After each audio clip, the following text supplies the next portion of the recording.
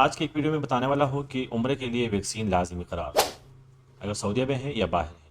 محفوظ رمضان عمرے کے لیے مننجیٹس ویکسین کی پوری صحت کے متعلق ہدایات، یہ ابھی مطلب شاید کہ کل۔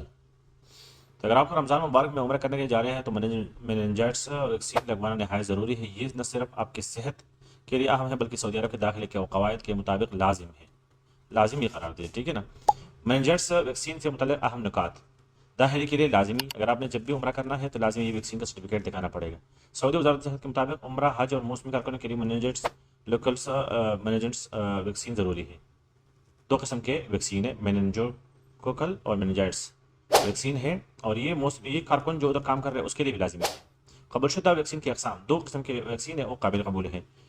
پولی سیکرائنڈڈ ویکسین، جس نے مطلب 3 سال پہلے لگایا ہے وہ مطلب کوئی مشکل نہیں اس کے لیے، اور کٹ ویکسین جو ہے وہ آخری 5 سال، اگر مطلب 5 سال پہلے آپ نے لگایا ہے تو ابھی ضروری نہیں ہے۔